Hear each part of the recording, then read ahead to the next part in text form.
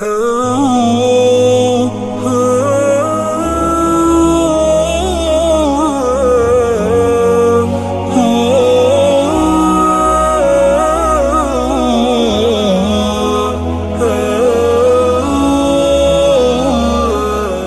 اللہ الرحمن الرحیم والصلاة والسلام علی رسولہ الکریم وعلی آلہ وصحبہ اجمعین۔ میرے بھائیوں، دوستوں، بہنوں، بچوں، بیٹیوں، انسان آئیڈیل لائف چاہتا ہے، آئیڈیل سہولتیں چاہتا ہے۔ اللہ نے اس کائنات کو ڈیزائن ہی نہیں کیا کہ تم اسے آئیڈیل ہوم بنا سکو، اسے آئیڈیل اس میں لائف گزار سکو۔ یہ امتحان کی جگہ ہے، لہٰذا یہاں اتار چڑھاؤ، یہاں امتحان، یہاں تنگی، یہاں فراخی، کبھی عزت، کبھی ذلت، یہ سب کچھ اکٹھا چلتا ہے۔ جو وجہ کائنات ہیں جناب رسول اللہ صلی اللہ علیہ وسلم، صرف آپ ان کی زندگی اللہ کے واسطے پڑھو۔ اس رمضان میں فارغ بیٹھے ہیں، میں سب سے ریکویسٹ کرتا ہوں کہ آپ اللہ کے نبی کی زندگی پڑھو کہ آپ نے کیسے زندگی گزاری، کہ سب سے زیادہ مشقت والی زندگی میرے نبی نے گزاری، سب سے زیادہ تکلیف دہ زندگی میرے نبی نے گزاری۔ ایک جہان اللہ نے آگے پیدا کیا ہے جو موت کے بعد آتا ہے، جس کا نام ہے جنت، جس میں آئیڈیل لائف ہوگی، آئیڈیل ہوم ہوگا۔ سب سے بڑی انسان کی خواہش تو یہ ہوتی ہے کہ مجھے موت نہ آئے، لیکن ہم دیکھتے ہیں کہ جہاں میں ہے عبرت کے ہر سو نمونے، مگر تجھ کو اندھا کیا رنگ و بو نے، کبھی غور سے یہ بھی دیکھا ہے تو نے، جو معمور تھے وہ محل اب ہیں سونے، جگہ جی لگانے کی دنیا نہیں ہے، یہ عبرت کی جا ہے تماشا نہیں ہے۔ تو یہ کائنات آئیڈیل ہوم نہیں ہے۔ اللہ نے موت کے بعد ایک زندگی رکھی ہے جو بہت عالی شان ہے، اور اس کو جوڑا ہے ایمان اور عمل، اچھے عمل کے ساتھ۔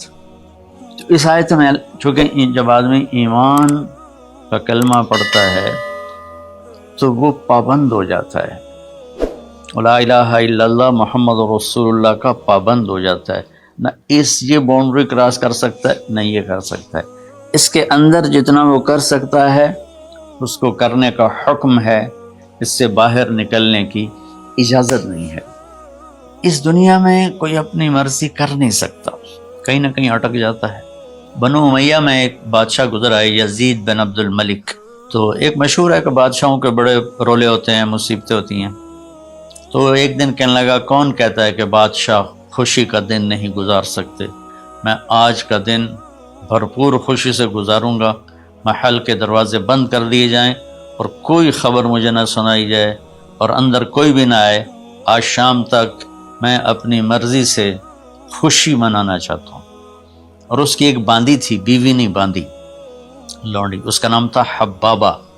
اس سے وہ عشق کرتا تھا کہ میں آج سارا دن حبابہ کے ساتھ گزاروں گا۔ تو دوران مجلس اس کو اپنے ہاتھوں سے اس کو انگور کھلانے لگا، تو باتیں بھی کرتا، اس کو دیکھ کے خوش بھی ہوتا اور انگور اس کے منہ میں ڈالتا۔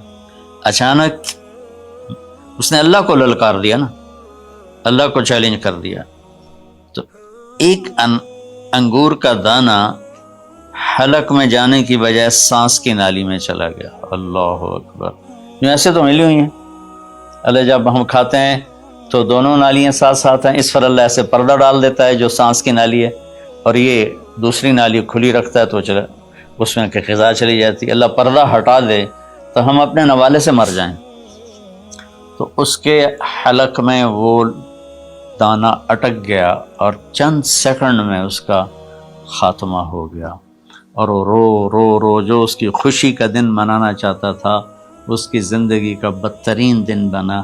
3 دن تک اس کی لاش کو سامنے رکھے تو روتا تھا، اور نہ کھا رہا ہے، نہ پی رہا ہے، نہ سو رہا ہے، اور اس کی لاش گلنے لگی، بدبو آنے لگی۔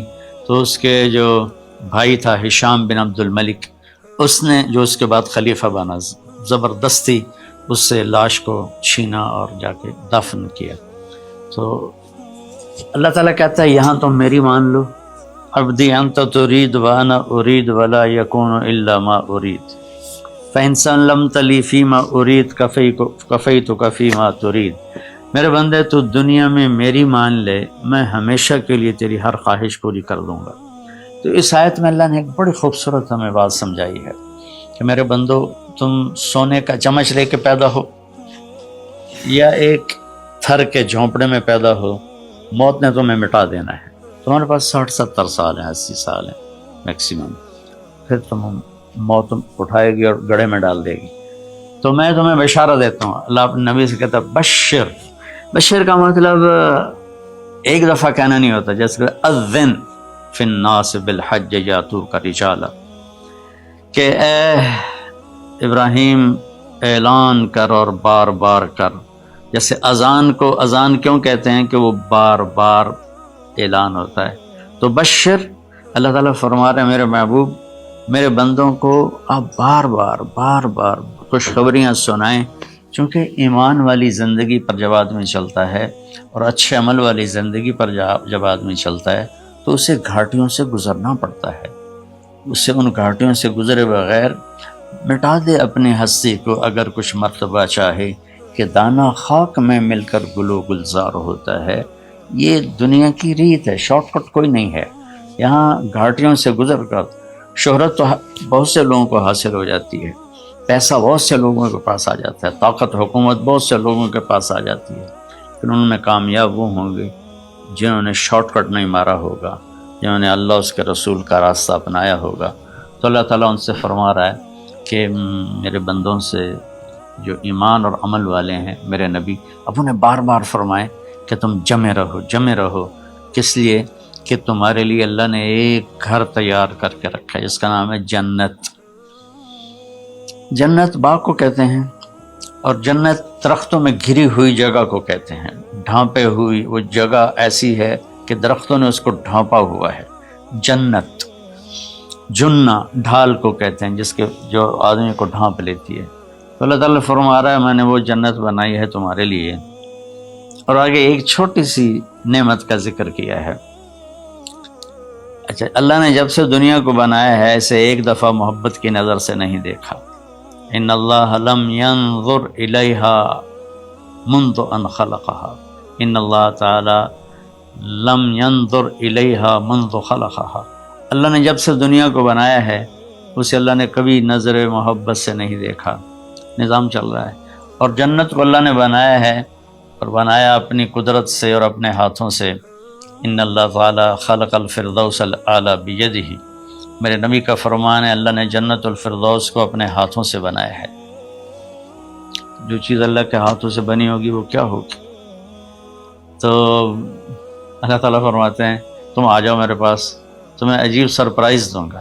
کیا کلما رزقوا منہا من ثمرۃ رزقا قالوا هل رزقنا من قبل، دونوں میاں بیوی خدام دربار لگا ہوا ہے کہ نوک ہوتا ہے اس کے دروازے پر، تو ایک فرشتہ ایک تھال لے کے کھڑا ہوتا ہے جو کورڈ ہوتا ہے ریشمی رومال سے، تو وہ کہتا ہے کہ مجھے اللہ نے بھیجا ہے، تم جا کر اپنے سردار کو، اپنے مالک کو جا کر کہو کہ ایک فرشتہ اللہ نے بھیجا ہے اور وہ اندر آنے کی اجازت چاہتا ہے۔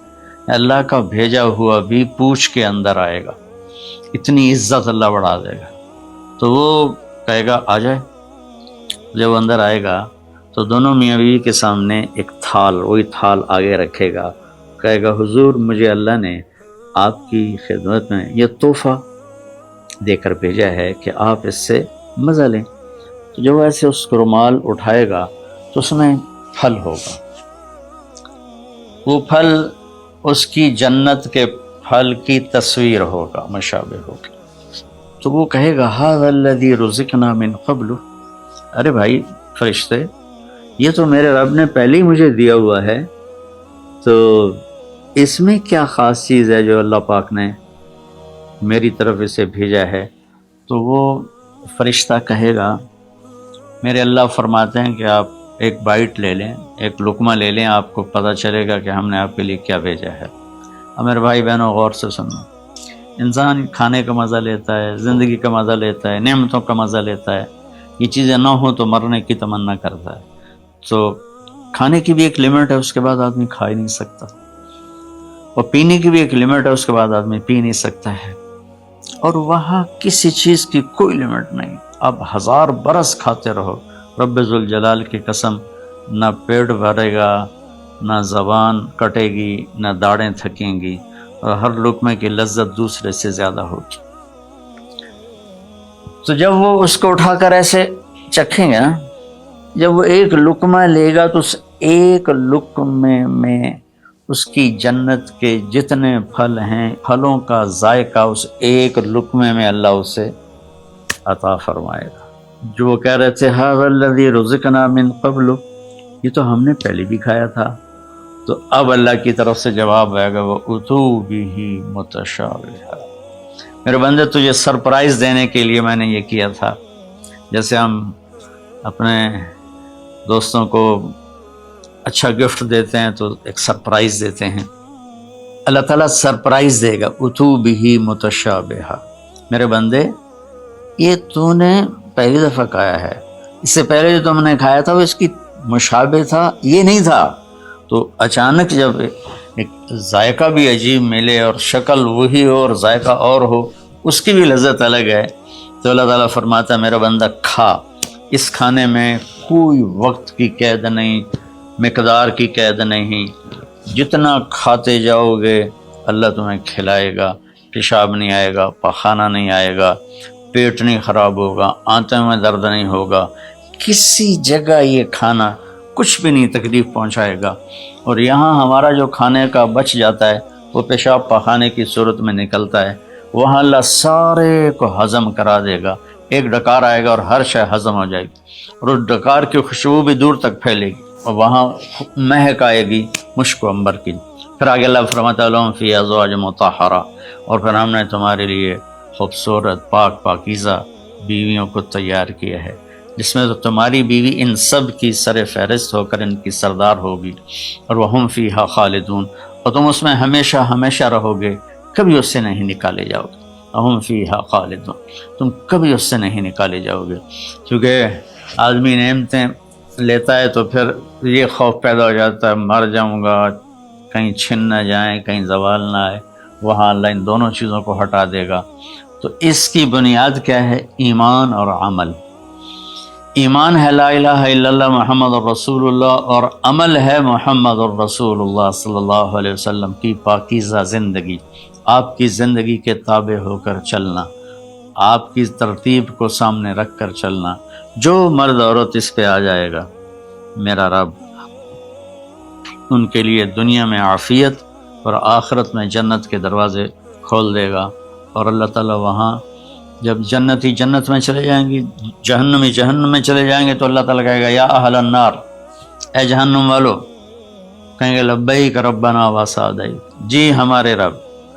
اللہ تعالیٰ فرمائیں گے کم لبثتم فی الارض عدد سنین، کتنا دن گزار کے آئے ہو؟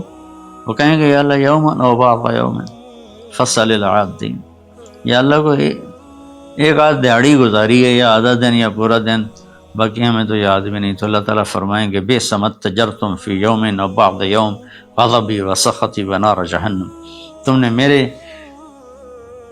غصے کو تھوڑی سی زندگی میں خریدا، میری ناراضگی کو خریدا، اب تمہارے لیے آگ ہے، جاؤ۔ پھر اللہ جنت والوں سے کہے گا یا اہل الجنہ، اے جنت والو، وہ کہیں گے لبیک ربنا وسعدیک، تو اللہ تعالیٰ فرمائیں گے کم لبثتم فی الارض عدد سنین، تم بتاؤ تم کتنی زندگی گزار کے آئے ہو؟ وہ کہیں گے یومن و بعض یوم فصل العادین، یا اللہ کو دن آدھا دن ہی گزارا ہے۔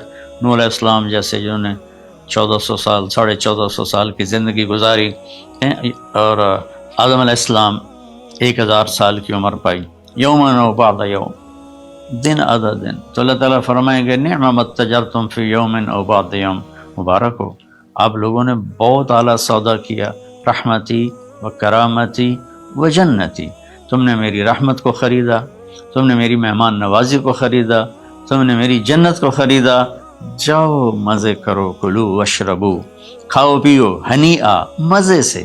مزے سے کیا مطلب کہ اس کھانے پینے کے بعد کوئی تنگی نہیں۔ سبحان اللہ، ان ساری گندگیوں سے پاک کر کے بھائی بہنوں اللہ نے ایک گھر بنایا ہے۔ تو میرے بھائی بہنوں چند دن کی زندگی ہے، آپس کی لڑائیاں چھوڑیں، آپس کے حسد بغض کو چھوڑیں، آپس کی رنجشیں ناراضگیاں چھوڑیں، وہ چاہے فرقہ واریت کی بنیاد پر ہیں، چاہے وہ سیاست کی بنیاد پر ہیں، چاہے خاندانی بنیاد پر ہیں۔ چند دن بعد آدمی مٹی کا ڈھیر بن کے پڑا ہوتا ہے، تو انسان کتنا ہی عروج پہ پہنچ جائے، اس کی آخری جو پہنچ ہے وہ چند مٹھی خاک کے سوا کچھ نہیں، چند مٹھی خاک کے سوا کچھ نہیں۔ اجل ہی نے چھوڑا نہ کسرا نہ دارا، اسی سے سکندر صفات بہارا، ہر ایک لے کے کیا کیا نہ حسرت سے زارا، پڑا رہ گیا سب یوں ہی ٹھاٹھ سارا، جگہ جی لگانے کی دنیا نہیں ہے، یہ عبرت کی جا ہے تماشا نہیں ہے۔ تو میرے بھائی بہنوں رمضان کا مبارک مہینہ ہے، میں اس میں اپنے آپ کو بھی اور آپ سب بہن بھائیوں بیٹے بیٹیوں کو مخاطب کر کے عرض کرتا ہوں کہ اب ہم دلوں کو صاف کریں، زبان کی حفاظت کریں، آپس میں لڑے ہوئے ہیں تو معاف کریں۔ عزت ذلت زندگی موت میرے اللہ کے ہاتھ میں ہے۔ اللہ ہمیں اپنے اور اپنے حبیب کی پاکیزہ زندگی پر چلنے کی توفیق نصیب فرمائے۔ السلام علیکم۔